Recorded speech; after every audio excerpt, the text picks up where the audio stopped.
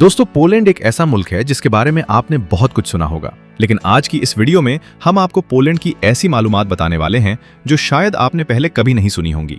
एक ऐसा मुल्क जहां खूबसूरत और तालीम याफ्ता खवातीन जदीद यूरोपी तर्ज जिंदगी के साथ अपनी आज़ादी और कैरियर को अहमियत देती हैं, जहां नौजवान नस्ल का रहन सहन बाकी यूरोप से मुख्तलिफ नजर आता है और जहां शादी, डेटिंग और ख़ानदानी जिंदगी के अपने अलग अंदाज मौजूद हैं। लेकिन क्या वाकई पोलैंड की खवातीन के बारे में इंटरनेट पर फैलाई जाने वाली तमाम बातें दुरुस्त हैं? और पोलैंड के मुआशरे में मर्द और खवातीन के ताल्लुकात हकीकत में कैसे हैं? दोस्तों, ये वही पोलैंड है जो एक वक्त में यूरोप के नक्शे से मुकम्मल तौर पर गायब हो गया था, जिसे रूस, प्रोशिया और ऑस्ट्रिया ने आपस में तकसीम कर लिया था, फिर दोबारा आज़ादी हासिल की। दूसरी जंग अजीम में ऐसी तबाही देखी कि लाखों लोग मारे गए, और आज वही मुल्क यूरोप की एक अहम और तरक्की याफ्ता रियासत बन चुका है। लेकिन पोलैंड की कहानी सिर्फ तारीख तक महदूद नहीं।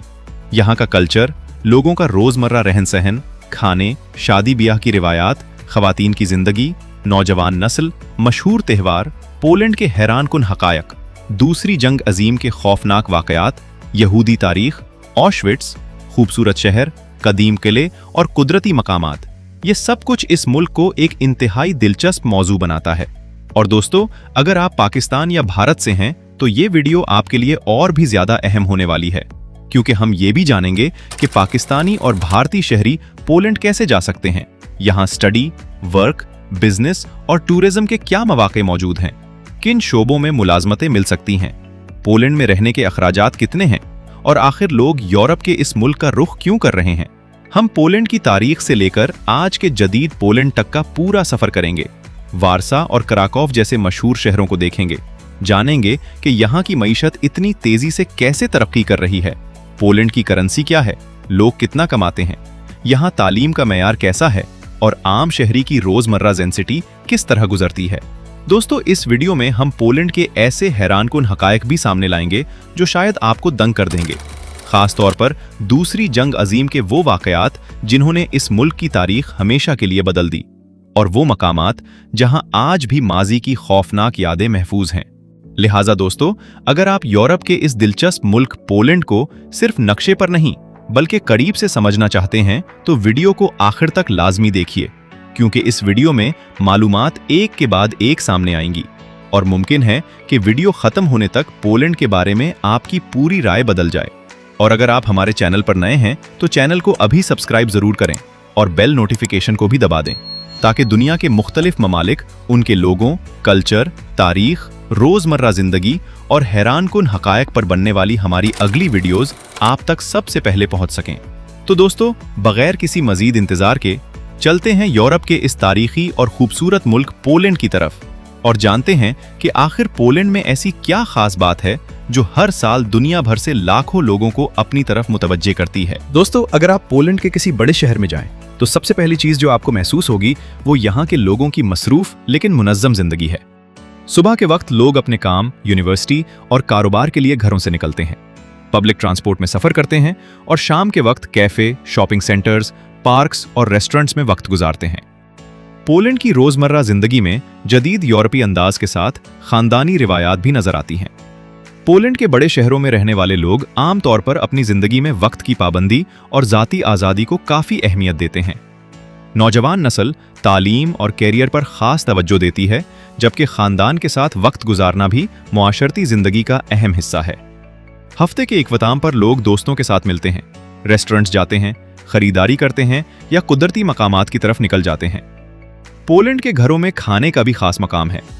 यहाँ का रिवायती खाना काफ़ी हद तक गोश्त, आलू, सब्जियों और आटे से तैयार किया जाता है। सबसे मशहूर खानों में पिरोगी शामिल है, जो एक किस्म की डंपलिंग है और उसे आलू, पनीर, गोश्त, मशरूम या दूसरे अज्जा से भरा जाता है। ये खाना इतना मकबूल है कि आम घरों के अलावा रेस्टोरेंट्स में भी मुख्तलिफ अंदाज में दस्तयाब होता है। एक और मशहूर पोलिश खाना बिगोस है, जिसे अमूमन गोश्त, बंद गोभी और मुख्तलिफ अज्जा से तैयार किया जाता है। इसके अलावा ज़ूरेक नामी रिवायती सूप भी पोलैंड में काफ़ी मशहूर है, जबकि मुख्तलिफ किस्म के गोश्त, सॉसेजेस और आलू भी यहाँ के खाने का अहम हिस्सा हैं। पोलैंड के नाश्ते में भी रोटी, पनीर, अंडे, सॉसेज और मुख्तलिफ सब्जियां इस्तेमाल की जाती हैं। बड़े शहरों में आपको दुनिया भर के खाने भी आसानी से मिल जाते हैं, जिनमें इटालियन, एशियन, टर्किश और दीगर क्विजीन्स शामिल हैं। यही वजह है कि अगर आपको मुख्तलिफ खाने आजमाने का शौक है तो पोलैंड के बड़े शहरों में आपको बहुत से ऑप्शंस मिल जाएंगे। अब अगर हम पोलैंड के कल्चर की बात करें तो यहाँ मजहब और रिवायात का भी खास असर नजर आता है। पोलैंड की आबादी की एक बड़ी तादाद तारीखी तौर पर रोमन कैथोलिक रिवायत से वाबस्ता रही है और क्रिसमस और ईस्टर यहाँ के अहम मजहबी त्योहारों में शुमार होते हैं। क्रिसमस के मौके पर खानदान एक दूसरे के घरों में जमा होते हैं, खुसूसी खाने तैयार किए जाते हैं और तहाइफ का तबादला भी किया जाता है। कई खानदानों में क्रिसमस ईव यानी विजिलिया की खास अहमियत है, जहां रिवायती खाने पेश किए जाते हैं और खानदान के अफराद एक साथ बैठकर खाना खाते हैं।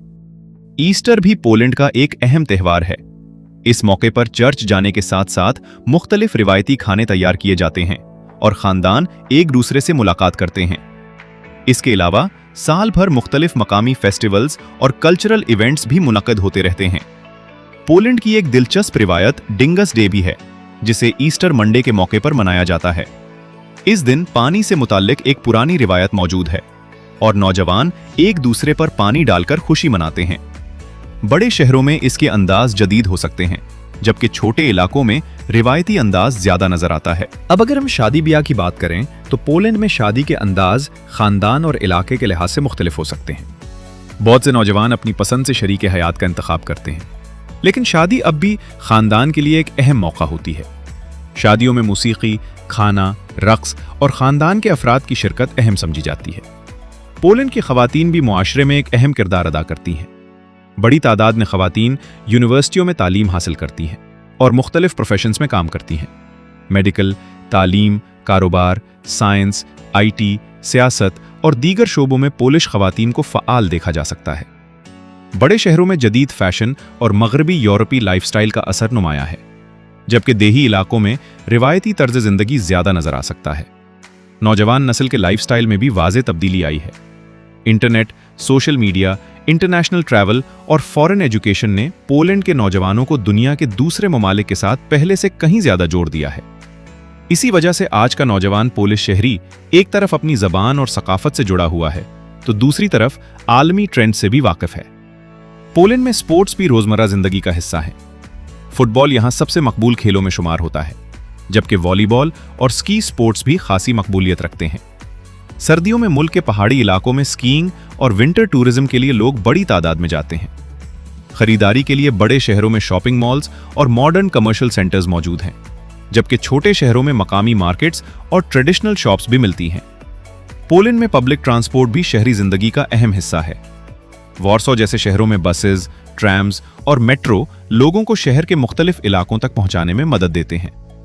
और दोस्तों, अगर आप पोलैंड के किसी मकामी खानदान के घर मेहमान बन जाएं, तो मुमकिन है आपको रिवायती खाने के साथ गर्मजोशी से खुशामदेद कहा जाए, क्योंकि मेहमान नवाजी पोलिश मुआशरत का भी एक अहम हिस्सा है। अगरचे मुख्तलिफ खानदानों के अंदाज मुख्तलिफ हो सकते हैं, लेकिन घर में खाने की पेशकश और मेहमान के साथ वक्त गुजारना आम मुआशरती रवैयों में शामिल है। अब यहां मैं आप सब दोस्तों से एक सवाल करना चाहता हूं। आप ये वीडियो दुनिया के किस मुल्क या शहर से देख रहे हैं? पाकिस्तान, भारत, बांग्लादेश, सऊदी अरब, मुत्तहिदा अरब अमारात, बरतानिया या दुनिया के किसी और हिस्से से? कमेंट सेक्शन में जरूर बताइए, क्योंकि मैं आप सबके कमेंट्स पढ़ता हूं और मुझे वाकई ये जानने में दिलचस्पी होती है कि हमारी वीडियोस दुनिया के किन किन इलाकों तक पहुंच रही हैं। और दोस्तों, पोलैंड की रोजमर्रा जिंदगी का ये सिर्फ एक पहलू था, क्योंकि इस मुल्क में कुछ ऐसी रिवायात, तारीखी वाकयात और हैरानकुन हकायक भी मौजूद हैं, जिनके बारे में जानकर शायद आपको यकीन ना आए। पोलैंड ने जंगों, सियासी तब्दीलियों और मुआशरती इनकलाब के बावजूद अपनी कई रिवायात को आज तक जिंदा रखा है। दोस्तों, अब हम पोलैंड के उन हैरानकुन हकायक की तरफ आते हैं, जिनके बारे में शायद आपने पहले कभी तफसील से नहीं सुना होगा। पोलैंड को अगर सिर्फ एक खूबसूरत यूरोपीय मुल्क समझा जाए तो ये उसकी पूरी कहानी नहीं, क्योंकि इस मुल्क के अंदर ऐसी तारीख, ऐसी रिवायात और ऐसे वाकयात छपे हुए हैं जिन्होंने न सिर्फ पोलैंड बल्कि पूरी दुनिया को मुतासिर किया। कुछ हकायक आपको हैरान करेंगे, कुछ आपको पोलैंड की तारीख के बारे में सोचने पर मजबूर करेंगे, और कुछ ऐसे होंगे जिन्हें सुनकर आप कहेंगे कि क्या वाकई ये सब इसी मुल्क में हुआ था। दोस्तों, वीडियो को आखिर तक जरूर देखिए, क्योंकि पोलैंड के ये हकायक इस मुल्क की एक बिल्कुल मुख्तलिफ तस्वीर सामने लाते हैं।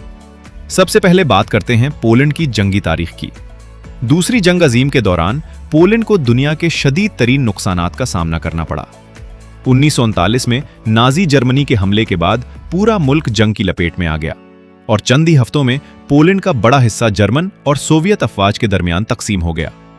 इसके बाद जो कुछ हुआ वो इंसानी तारीख के सबसे खौफनाक अबवाब में शुमार होता है। पोलैंड में नाजी जर्मनी ने यहूदियों और दूसरे कैदियों के लिए कई कॉन्सेंट्रेशन कैंप्स कायम किए। इनमें ऑशविट्स बिर्केनाउ सबसे ज्यादा मशहूर है। आज ये मकाम एक म्यूजियम और मेमोरियल के तौर पर मौजूद है और दुनिया भर से लोग यहाँ आते हैं ताकि इस खौफनाक दौर की तारीख को समझ सकें। यहाँ मौजूद इमारतें, दस्तावेजात, कैदियों की जाती अशिया और तारीखी शवाहिद इस दौर की हकीकत बयान करते हैं। दोस्तों, जंग के दौरान सिर्फ यहूदी आबादी ही मुतासिर नहीं हुई, बल्कि लाखों पोलिश शहरी भी मारे गए। शहरों को शदीद नुकसान पहुंचा, खानदान बिछड़ गए और लाखों लोग बेघर हो गए। वारसा भी इस तबाही से महफूज न रह सका। 1944 की वारसा अपराइजिंग पोलैंड की तारीख का एक अहम वाकया है, जब पोलिश मुजाहिमत ने नाजी जर्मनी के खिलाफ बगावत की। कई हफ्तों तक शदीद लड़ाई जारी रही, लेकिन बिलाखिर बगावत को कुचल दिया गया और वारसा को मजीद तबाही का सामना करना पड़ा। जंग के बाद जब पोलैंड दोबारा तामीर हुआ तो उसके सामने सिर्फ इमारतें बनाने का मसला नहीं था, बल्कि एक पूरी कौम को दोबारा अपनी जिंदगी शुरू करनी थी। वारसा के तारीखी मरकज को बड़ी मेहनत से दोबारा तामीर किया गया और आज ओल्ड टाउन का इलाका देखने वाले के लिए इस बात की मिसाल है कि तबाही के बाद भी एक शहर अपनी शनाख्त दोबारा हासिल कर सकता है। पोलैंड की एक और हैरानकुन बात इसके किले और तारीखी इमारतें हैं। मुल्क के मुख्तलिफ इलाकों में सैकड़ों साल पुराने कैसल्स मौजूद हैं। इनमें मैलबर्ग कैसल खास तौर पर मशहूर है, जो कुरून वस्ता के बड़े ईंटों से बने किलों में शुमार होता है। इस तरह के किले सिर्फ खूबसूरत इमारतें नहीं, बल्कि यूरोप की सियासी और फौजी तारीख के अहम गवाह भी हैं। अगर आप पोलैंड के कुदरती हुस्न को देखना चाहते हैं तो जुनूब की तरफ तात्रा माउंटेन्स का इलाका एक बिल्कुल मुख्तलिफ दुनिया दिखाता है। यहाँ बर्फ से ढकी पहाड़ियाँ, झीलें, जंगलात और हाइकिंग ट्रेल्स मौजूद हैं। ज़ाकोपाने शहर खास तौर पर पहाड़ी सयाहत के लिए मशहूर है और सर्दियों में यहाँ स्कीइंग और स्नो टूरिज्म के लिए बड़ी तादाद में लोग आते हैं। लेकिन पोलैंड की खूबसूरती सिर्फ पहाड़ों तक महदूद नहीं। शुमाल में बाल्टिक सी का साहिली इलाका भी मौजूद है, जहाँ गडांस्क, सूपट और गदनिया जैसे शहर वाक़ हैं।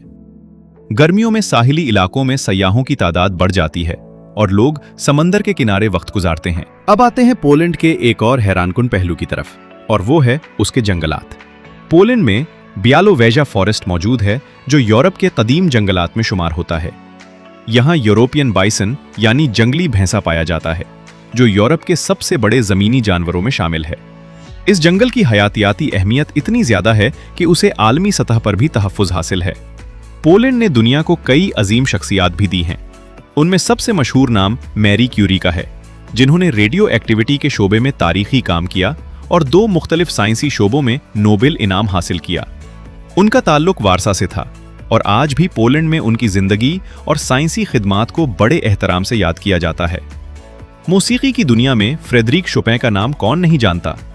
वो पोलैंड के मशहूर तरीन मौसीकारों में शुमार होते हैं। इनकी मौसीकी आज भी दुनिया के बड़े कॉन्सर्ट हॉल्स में बजाई जाती है और वारसा में इनसे मुताल्लिक कई मकामात और यादगारें मौजूद हैं। पोलैंड के मजहबी और समाजी तारीख में पोप जॉन पॉल II का किरदार भी इंतहाई अहम समझा जाता है। इनका ताल्लुक पोलैंड से था और वो 1978 में कैथोलिक चर्च के पोप मुंतखब हुए। इनकी शख्सियत ने न सिर्फ मजहबी बल्कि सियासी और समाजी सतह पर भी पोलैंड की तारीख पर गहरा असर डाला। पोलैंड के शहरों में रात के वक्त भी जिंदगी खत्म नहीं होती। खासतौर पर वारसा, क्राकोव, वरसल और गडांस्क जैसे बड़े शहरों में रेस्टोरेंट्स, कैफे, म्यूजिक वेन्यूज और एंटरटेनमेंट एरियाज रात तक खुले रह सकते हैं, जबकि छोटे शहरों और देही इलाकों में जिंदगी निस्बतन पुरसुकून होती है। यही फर्क पोलैंड को समझने के लिए बहुत अहम है। अगर आप सिर्फ वारसा देखेंगे तो आपको एक जदीद यूरोपी मुल्क नजर आएगा, लेकिन अगर आप देही इलाकों का सफर करें तो आपको पुरानी रिवायात, लकड़ी के घर, मकामी खाने और रिवायती तर्ज जिंदगी भी देखने को मिल सकता है। और दोस्तों, पोलैंड के बारे में एक और गलतफहमी भी दूर करना जरूरी है। इंटरनेट पर अक्सर मुख्तलिफ ममालिक की खवातीन, शादी और ताल्लुकात के बारे में इंतहाई सनसनीखेज दावे किए जाते हैं। पोलैंड में भी खवातीन जदीद लिबास पहनती हैं, तालीम हासिल करती हैं, काम करती हैं और अपनी जाती जिंदगी के फैसलों में आज़ादी रखती हैं। लेकिन ये कहना दुरुस्त नहीं कि पूरे मुल्क की खवातीन एक ही तरह की जिंदगी गुजारती हैं या किसी खास गैर इखलाकी रवैये को पूरे मुआशरे का कल्चर करार दिया जाए। हकीकत यह है कि पोलैंड में शहरी और देही इलाकों, मुख्तलिफ खानदानों और मुख्तलिफ नस्लों के लाइफस्टाइल में वाज़ेह फर्क पाया जाता है। दोस्तों, अब हम पोलैंड के इस पहलू की तरफ आते हैं जिसमें सबसे ज्यादा दिलचस्पी उन लोगों की होती है जो यूरोप जाने का ख्वाब देखते हैं। खास तौर पर पाकिस्तान, भारत और दूसरे एशियाई ममालिक के नौजवान ये जानना चाहते हैं कि क्या पोलैंड वाकई उनके लिए यूरोप में एक बेहतर मौका साबित हो सकता है।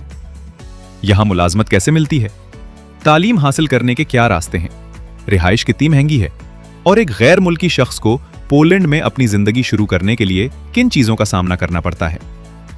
सबसे पहले यह समझना जरूरी है कि पोलैंड यूरोपीय यूनियन का रुकन मुल्क है, इसलिए यहां काम करने या तवील अरसे तक रहने के लिए गैर मुल्की शहरियों को मुनासिब कानूनी इजाजत हासिल करना जरूरी होती है। सिर्फ सियाहती वीजा पर जाकर मुस्तकिल तौर पर काम करना कानूनी रास्ता नहीं है। इसीलिए अगर कोई शख्स पाकिस्तान या भारत से पोलैंड जाने का इरादा रखता है तो उसे अपने मकसद के मुताबिक मुनासिब वीजा या रेजिडेंस परमिट के बारे में मालूमात हासिल करनी चाहिए। अगर आप तालीम के लिए जाना चाहते हैं तो पोलैंड की यूनिवर्सिटियों में मुख्तलिफ शोबों में तालीम के मौके मौजूद हैं। बड़े शहरों में कई यूनिवर्सिटीज इंटरनेशनल स्टूडेंट्स को मुख्तलिफ प्रोग्राम्स पेश करती हैं, जिनमें business, engineering, computer science, medicine और दूसरे शोबे शामिल हैं। कुछ प्रोग्राम्स इंग्लिश लैंग्वेज में भी दस्तयाब होते हैं, जिसकी वजह से गैर मुल्की तलबा के लिए पोलैंड में तालीम हासिल करना निस्बतन आसान हो सकता है। लेकिन दोस्तों, सिर्फ एडमिशन मिल जाना काफी नहीं होता।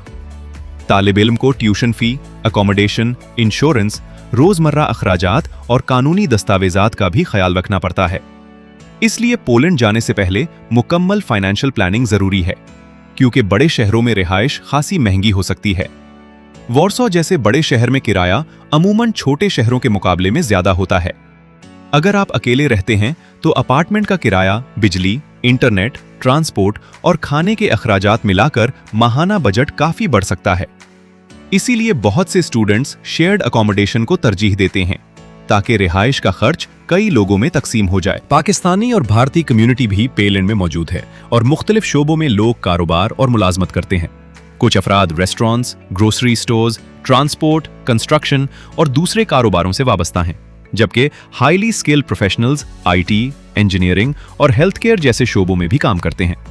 लेकिन दोस्तों, यहाँ एक बात बहुत अहम है। सोशल मीडिया पर बाज़ औकात पोलैंड या यूरोप में माहाना आमदनी के बारे में बहुत बड़े बड़े दावे किए जाते हैं।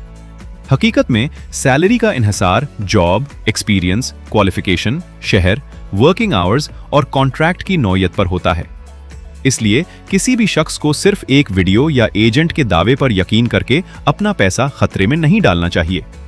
अगर कोई एजेंट आपको ये कहे कि बगैर किसी प्रॉपर कॉन्ट्रैक्ट के पोलैंड पहुंचते ही लाखों रुपए की गारंटीड सैलरी मिल जाएगी तो इंतहाई एहतियात करें। असल job offer, employer, contract, visa requirements और तमाम सरकारी दस्तावेजात की तस्दीक करना बहुत जरूरी है। पोलैंड में लैंग्वेज भी एक अहम मसला बन सकती है। बड़े शहरों में नौजवानों और प्रोफेशनल्स के दरमियान इंग्लिश काफी इस्तेमाल होती है, लेकिन रोजमर्रा जिंदगी में पोलिश जबान जानना आपके लिए बहुत फायदेमंद हो सकता है। अगर आप किसी लोकल कंपनी में काम करना चाहते हैं तो पोलिश लैंग्वेज आपके रोजगार के इम्कानात को मजीद बेहतर बना सकती है। और दोस्तों, अगर आप पोलैंड में तवील अरसे तक रहना चाहते हैं तो सिर्फ सैलरी को ना देखें बल्कि एक्सपेंसेस को भी समझें। एक शख्स अगर अच्छी इनकम हासिल करता है लेकिन उसका ज्यादा हिस्सा रेंट, ट्रांसपोर्ट, फूड और टैक्सेस में चला जाता है तो सिर्फ बड़ी सैलरी का मतलब ये नहीं कि वो बहुत अमीर जिंदगी गुजार रहा है। खाने के अखराजात भी लाइफस्टाइल पर डिपेंड करते हैं। अगर आप ज्यादातर घर में खाना पकाते हैं तो खर्च कम रखा जा सकता है, लेकिन अगर रोजाना रेस्टोरेंट्स या कैफेज में खाना खाएं तो माहाना बजट तेजी से बढ़ सकता है। इसी तरह इंपोर्टेड प्रोडक्ट्स बाज औकात लोकल प्रोडक्ट से महंगे हो सकते हैं। पब्लिक ट्रांसपोर्ट पोलैंड की शहरी जिंदगी का एक अहम फायदा है। बड़े शहरों में बसेस, ट्रैम्स और मेट्रो जैसे निस्तम मौजूद हैं, जिसकी वजह से हर शख्स के लिए अपनी गाड़ी रखना लाजमी नहीं। यही वजह है कि स्टूडेंट्स और यंग प्रोफेशनल्स पब्लिक ट्रांसपोर्ट को ज्यादा इस्तेमाल करते हैं। पोलैंड में हेल्थ केयर का निजाम भी मौजूद है, लेकिन गैर मुल्कियों के लिए हेल्थ इंश्योरेंस और कानूनी स्टेटस को समझना जरूरी है। इसी तरह अगर आप ड्राइविंग करना चाहते हैं तो अपने मुल्क के ड्राइविंग लाइसेंस की कानूनी हैसियत और उसे इस्तेमाल करने के कवायद पहले मालूम करना जरूरी है। अब एक और सवाल आता है कि क्या पोलैंड वाकई यूरोप जाने का आसान तरीन रास्ता है?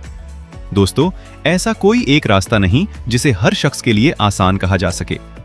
वीजा अप्रूवल आपकी क्वालिफिकेशन, फाइनेंशियल सिचुएशन, डॉक्यूमेंट्स, सफर के मकसद और मुताल्लिका इमिग्रेशन रूल्स समेत कई अवामिल पर मुनहसिर हो सकता है। इसीलिए अगर आप पोलैंड जाना चाहते हैं तो सबसे महफूज तरीका यह है कि ऑफिशियल गवर्नमेंट और एम्बेसी सोर्सेज से ताज़ा तरीन मालूमात हासिल करें और किसी गैर मोतबर एजेंट के वादे पर अंधा एतमाद न करें। दोस्तों, अब हम अपनी पोलैंड की इस हैरानकुन सफर के आखिरी मरहले में दाखिल हो चुके हैं, लेकिन यकीन करें कि पोलैंड के कुछ ऐसे मकामात अभी बाकी हैं जहां पहुंचकर आपको महसूस होगा कि आप किसी फिल्म के अंदर दाखिल हो गए हैं।